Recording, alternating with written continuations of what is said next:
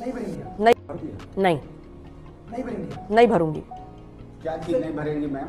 SIR form आप नहीं भरेंगे? नहीं भरूंगी। क्यों नहीं, क्यों भरना चाहिए मुझे? क्यों भरना चाहिए?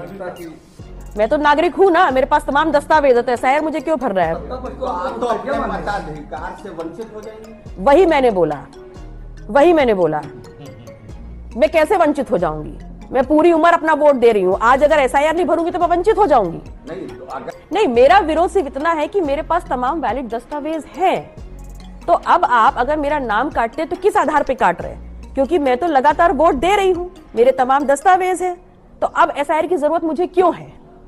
मतदाताओं से क्या अपील? मैं मतदाताओं से इतना अपील करूंगी, अगर आप SIR को ठीक समझते हैं तो भरिए, अगर आप ठीक नहीं समझते हैं तो आप मत भरिए।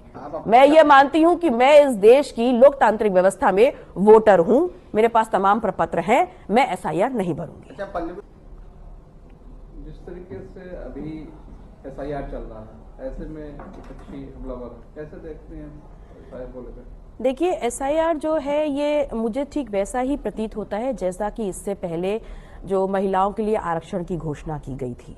महिलाओं के लिए आरक्षण की घोषणा करते हुए सिर्फ पेपरों पे घोषणा कर दी गई, लेकिन उसको ज़मीनी स्तर पे नहीं उतारा गया। अब SIR जो है वो भी केंद्र सरकार की एक जुमला जैसा हो सकता है, जिसमें उनका उद्देश्य किसी के साथ न्याय करना नहीं है, किसी का नाम ऐड करना नहीं है, बल्कि एक जातिगत आंकड़े निकालने का नहीं है, बल्कि उनका उद्देश्य है कि जो दूर दराज दलित, पिछड़े, मजलूम लोग जो गांव में रहते हैं, उनका नाम उनके लोकतंत्र के द्वारा जो उनको ताकत मिली है वोट देने की, कहीं ना कहीं ये लोकतंत्र पे एक हमला है। देखिए, विपक्ष इसलिए हमलावर है क्योंकि कहीं ना कहीं हमें जो उनकी नीयत है उस पर हमें शक है, और इसलिए क्योंकि जिस जिस प्रदेश में चुनाव की घोषणा हो रही है और जहां जहां से उनको ज्यादा से ज्यादा सीटें हासिल करनी है, वहां वहां SIR को इस प्रकार से गति दी जा रही है। और सबसे इंपॉर्टेंट चीज ये है कि जिस प्रकार का प्रेशर जो BLOs हैं और जो लोग इसमें लगे हुए हैं इस पूरी संपूर्ण प्रक्रिया को पूर्ण करने के लिए, जिस प्रकार से प्रेशर उनके ऊपर है, कहीं ना कहीं अमानवीय है। और हमें इस बात को भी ध्यान रखना चाहिए कि सरकार के द्वारा प्रदत्त कोई भी काम किया जाए, लेकिन उसमें किसी प्रकार से कोई भी व्यक्ति अंडर टेंशन, अंडर प्रेशर काम ना करे।